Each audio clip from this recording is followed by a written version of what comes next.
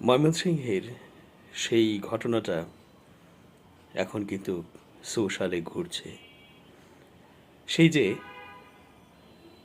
Husband ওয়াইফের মধ্যে divorce হয়ে গেছে, এখন কন্যা সন্তানটি চিৎকার করে কান্নাকাটি করছে। মা সেই কন্যা সন্তানটিকে তার বাবার কোলে দিয়েছে এবং এই যে কন্যা সন্তানের নানি সম্ভবত তিনি তার মেয়েকে অর্থাৎ এই কন্যার মাকে টেনে হিঁচড়ে নিয়ে যাচ্ছে। আর এই 5 বছরের সন্তান তার বাবার কোলে থাকতে চাচ্ছে না এবং বাবার মুখে কিল থাপ্পড় দিচ্ছে। বাবাকে যেন বলার চেষ্টা করছে যে বাবা, তোমরা দুজন মিলে সংসারটাকে টিকিয়ে রাখতে পারলে না। আজকে ডিভোর্স হলো বলে মা আমাকে তোমার কাছে দিয়ে এখন চলে যাচ্ছে অন্যের কাছে, অন্যের ঘরে। আসলে এই ধরনের দৃশ্য দেখা যায় না, সহ্য করা যায় না। এই ভিডিওটি এখন ভাইরাল। এই ভিডিও থেকে আমাদের অনেক কিছু শেখার আছে। এমনও তো একটা অংশ আছে যে অংশটি বলছে যে সন্তানাদির মুখের দিকে তাকিয়ে আমরা সংসারটি করে যাচ্ছি। নানা দ্বৈততা বা অমিল রয়েছে এই হাজব্যান্ড ওয়াইফের মধ্যে, কিন্তু এত অমিল থাকা সত্ত্বেও এবং নানা কলহ বিবাদ থাকা সত্ত্বেও হাজব্যান্ড ওয়াইফ শুধু সন্তানের মুখের দিকে তাকিয়ে সংসার অব্যাহত রাখে। আসলে এটা যদিও কষ্টদায়ক, খুবই একটা কঠিন অবস্থা চলতে থাকে পুরো জীবন জুড়ে। কেউ কেউ বলেন যে মৃত্যু ছাড়া সংসার থেকে মুক্তি নেই, কিন্তু এই যে মুক্তি পাওয়ার চিন্তা করা মিলছে না একে অপরের সাথে, এবং এর মধ্যে সেতু হয়ে থাকছে সন্তান।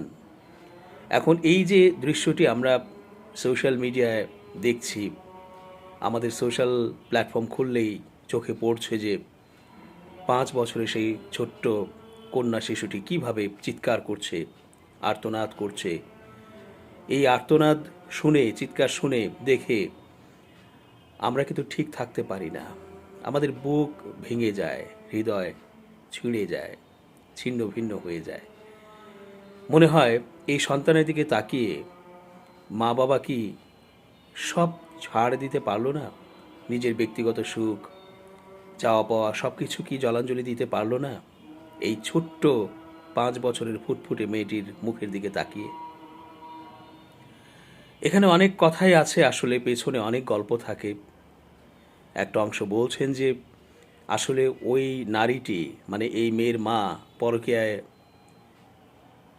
সম্পৃক্ত হয়ে গেছে এবং পরকীয়ায় জড়িয়ে ওই পরকীয়া প্রেমিকের হাত ধরে চলে যাচ্ছে এই সংসার ফেলে। এবং এটা যখন আইনের মাধ্যমে হোক অথবা সালিশের মাধ্যমে হোক ফয়সালা হয়েছে যে এই নারীটি পরকীয়া প্রেমিকের সাথেই নতুন করে নতুন জীবন শুরু করবে, আর সন্তানটি সন্তানের বাবার কাছে থেকে যাবে। সুতরাং সেই নারীর পক্ষের যে আত্মীয় স্বজন, তারা এই নারীকে জোর করে টেনে হিঁচড়ে নিয়েই যাবে।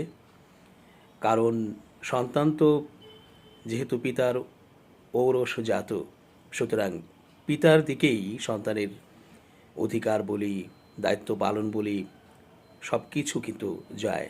সেই জন্য পিতাই হয়তো এই সন্তানের দায়িত্ব সব কিছু কাঁধে নিলেন এবং পিতারই তো সন্তান। তারপরও সন্তান তো শুধু পিতার নয়, মা বাবা উভয়েরই সন্তান। আর সন্তান তো মা বাবাকে একসাথে দেখতে চায়, অথবা মা বাবাকে একসাথে সংসার করতে দেখতে চায়, একসাথেই কাছাকাছি পেতে চায়। একটা ছাড়াছাড়ি, একটা দূরত্ব, অথবা আর কোনো দিন নাও দেখা হবে, এরকম একটা অবস্থায় পৌঁছাবে একটি সম্পর্কের পরিণতি, এটা কিন্তু সন্তানেরা চায় না। সন্তানেরা বুঝুক না বুঝুক, একটা আবেগী পরিবেশ কিন্তু তৈরি হয়। আমরা কখনোই চাই না যে এইরকম একটা পরিস্থিতি তৈরি হোক, যদিও বাস্তবতা ভিন্ন, কঠিন। দুটো প্রাণ কখনো কখনো একসাথে চলতেই পারে না। হাজারো ছাড় দিয়েও নয়, হাজারো ত্যাগ তিতিক্ষা করেও নয়, তখন বাধ্য হয় মানুষ ডিভোর্সের পথে হাঁটতে। তবে যদি সেটা পরকীয়া রিলেটেড হয়, তাহলে সেটা কিন্তু খুব ভালো একটা দৃষ্টান্ত সমাজে স্থাপন করে না।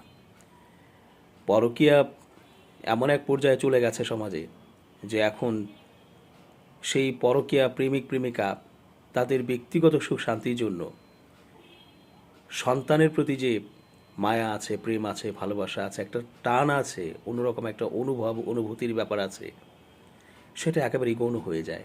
ফলে ব্যক্তিগত সুখ শান্তি অথবা আরও অন্যান্য পারিপার্শ্বিক ব্যাপার থাকে, সব কিছু মিলিয়েই হয়তো পরকীয়ার জয় হয়, ভেঙে যায় একটি চমৎকার সংসার। আর ফুটফুটে মুখাবয়বের সেই মায়াবী চেহারার সন্তানগুলোকে হয়তো ছেড়ে ছুড়ে দুইজন দুই মেরুতে চলে যায়। যাই হোক, আমরা আশা করি যে সমাজে এই ধরনের কাজ কর্ম কম হবে, কারণ অনেকেই বলছেন যে সবচেয়ে কষ্টদায়ক এবং ঘৃণিত বৈধ ব্যাপার হচ্ছে এই তালাক অথবা ছাড়াছাড়ি হয়ে যাওয়া। তালাকটা বৈধ, কিন্তু ঘৃণিত, লজ্জাজনক এবং কষ্টদায়ক এই বৈধ কাজটি হচ্ছে তালাক। সুতরাং তালাক থেকে বেঁচে থেকে বা ছড়াছড়ি থেকে বেঁচে থেকে যদি দাঁত কামড়ে হলেও, সন্তানের মুখের দিকে তাকিয়ে হলেও সংসারটি এগিয়ে নিয়ে যাওয়া যায় বা করা যায় আমৃত্যু, তাহলে সেটাই হচ্ছে সফলতা। আবার অপরপক্ষে এটাও ঠিক যে যখন গহীনভাবে আমরা বিশ্লেষণ করি, চিন্তা করি যে দুটো প্রাণ একসাথে কোনোভাবেই থাকতে পারছে না, সন্তানের কথা চিন্তা করেও না, নানা যুক্তি দিয়েও না, তখন ছাড়াছাড়ি ছাড়া বা তালাক ছাড়া আর কোনো পথ খোলা থাকে না। যাই হোক, আমরা যেটা প্রত্যাশা করি, এই ধরনের দৃশ্য আমরা দেখতে চাই না। আমরা তো ওই মেয়েটির বাবাও না, মাও না, বা কোনো নিকটতম আত্মীয় স্বজন বা দূরতমও না, অথচ এই দৃশ্যটি সহ্য করা যাচ্ছে না। আমি নিজে এই দৃশ্যটি আমার কাছে অনেকবার এসছে। মোবাইল ফোন ওপেন করলেই, ফেসবুক ওপেন করলেই, ইউটিউব ওপেন করলেই প্রথমেই চলে আসে এই দৃশ্যটি। মেয়েটি কাঁদছে তার বাবার কোলে এবং বাবাকে মারছে মুখাবয়বে যে তোমরা কেন এই কাজ করলে, যে তোমাদের ছাড়াছাড়ি হতে হলো, আজ আমি মা কোথায় পাবো? হয়তো তোমাকে পেলাম, কিন্তু মাকে কোথায় পাবো? তো যাই হোক, এইভাবে হয়তো আবার ল্যাপটপ খুলেছি, সেখানেও, আবার ডেস্কটপ, সেখানেও, সব জায়গাতে দেখা গেল যে এই ভিডিওটি ভাইরাল। এইরকম একটি ভিডিও সহ্য করতে পারছি না, তাহলে বাস্তবতায় ওরা যারা, সেই ছোট্ট 5 বছরের মেয়েটি, ওই নারী এবং এই পুরুষ অর্থাৎ স্বামী স্ত্রী এবং এদের দুই পক্ষের আত্মীয় স্বজন, এরা আসলে এই বিষয়টিকে কীভাবে সহজভাবে মেনে নিচ্ছে? তাদের হৃদয় কি ভেঙে টুকরো টুকরো হচ্ছে না? যাই হোক, এই ধরনের পরিস্থিতি আর তৈরি না হোক, এই ধরনের ভিডিও আমাদের সামনে না আসুক, এবং এই ধরনের কর্মকাণ্ড, এটা হয়তো ছাড়াছাড়ি, তালাক যেটাই হোক, বৈধতার ভিত্তিতে হলেও একটু দুনিয়াবি এই যে ভালো লাগা, সুখে থাকা, এগুলোকে জলাঞ্জলি দিয়ে হলেও সন্তানের মুখের দিকে তাকিয়ে মনে হয় যে সংসারটি করে যাওয়াই উত্তম, এটাই উত্তম, এর চেয়ে উত্তম আর কিছু নেই। আর আমরা যে সুখের জন্য একটি সংসার ছেড়ে আরেকটি সংসারে যাচ্ছি, সেই সংসারেও যে অবারিত সুখ শুধু বা শান্তি, এমনটা তো নাও হতে পারে। সেখানেও নতুন নতুন ধরনের নেগেটিভিটি, নতুন নতুন ধরনের অসঙ্গতি থাকতে পারে, যা আমার মনের সাথে মিলবে না।